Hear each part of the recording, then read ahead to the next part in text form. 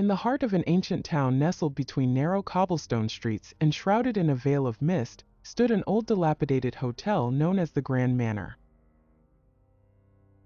The hotel had long fallen into disrepair, its windows boarded up, its walls crumbling under the weight of time. Yet despite its eerie abandoned state, the locals still spoke in hushed tones about the place, particularly about one room, Room 308. Room 308 was infamous. For decades, it had been the subject of countless ghost stories whispered about in the darkest corners of the town's pubs. The tales spoke of strange noises, of guests who vanished without a trace, and of a malevolent presence that lingered within its walls. No one dared to stay in that room, and the few who did were either never seen again or emerged so deeply traumatized that they could barely speak of their experiences. One day, a young man named James arrived in town. James was an avid paranormal enthusiast, always on the lookout for his next thrilling adventure. He had heard the stories of Room 308 and was determined to uncover the truth. Skeptical yet intrigued, he saw it as the perfect challenge: spend an entire night in the haunted room and document whatever he encountered.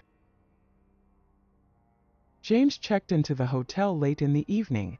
The old man at the reception desk gave him a long, hard look when he requested Room 308. "Are you sure, son?" the old man asked, his voice trembling slightly. "That room, it's not like the others. People go in, but they don't always come out." James, with a confident smile, nodded. "That's exactly why I'm here." Reluctantly, the old man handed over the key, a rusty, ancient-looking thing that jingled ominously as it was placed in James's hand.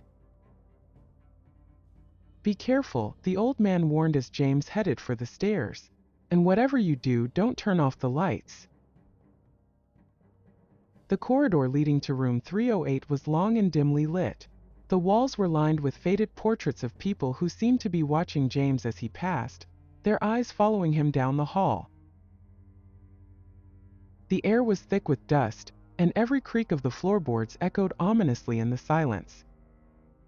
When James reached the door to Room 308, he hesitated for a moment, staring at the brass numbers that were tarnished with age. Taking a deep breath, he inserted the key into the lock and turned it. The door opened with a low groan, revealing a dark, musty room that seemed untouched by time. Inside, the room was cold, unnaturally cold, as though the warmth of life had been sucked out of it long ago. The wallpaper was peeling and the furniture was covered in a thick layer of dust. In the center of the room stood a large four-poster bed, its sheets draped with cobwebs. James set up his camera on the dresser, ensuring it was pointed at the bed, and began to explore the room. He found nothing out of the ordinary, just old furniture, a cracked mirror, and a window that looked out onto the darkened street below. But there was something unsettling about the atmosphere, a heavy, oppressive feeling that seemed to press down on him. As the night wore on, James began to feel the effects of the room. The temperature continued to drop and the silence became deafening, broken only by the occasional creak of the floorboards. He tried to shake off the feeling of unease, reminding himself that it was all just in his head. At around midnight, strange things began to happen. The lights flickered, casting long, distorted shadows on the walls. James's camera began to glitch, its screen flickering with static, and then he heard it, a faint, distant whisper, as though someone was speaking just beyond the walls of the room. James froze, his heart pounding in his chest. He strained to listen, but the whispering grew louder, more insistent, until it was all around him, surrounding him. It was a chorus of voices, all speaking at once, their words unintelligible but filled with a sense of urgency. Suddenly, the door to the room slammed shut with a force that shook the walls. James jumped, rushing to the door, but it wouldn't budge. He was trapped. Panic began to set in as the whispering turned into a low, menacing growl. The room seemed to close in around him, the walls pulsating with a dark energy. Desperate, James tried to turn on the lights, but the switch wouldn't work. The room was plunged into darkness, save for the dim glow of the camera's screen. In the faint light, James saw something that made his blood run cold. A shadowy figure standing at the foot of the bed, its form barely visible in the darkness. The figure began to move slowly, advancing toward James, its eyes glowing with a sinister light. James backed away, his mind racing with fear. He could hear his own heartbeat thudding loudly in his ears as the figure came closer and closer. In a blind panic, James grabbed his camera and swung it at the figure. But it passed right through as if it were made of smoke. The figure didn't stop. It reached out a hand, and as it touched James's chest, he felt an icy chill spread through his body. James screamed, collapsing to the floor. The room around him began to spin, the walls warping and twisting as the figure loomed over him, its face now inches from his.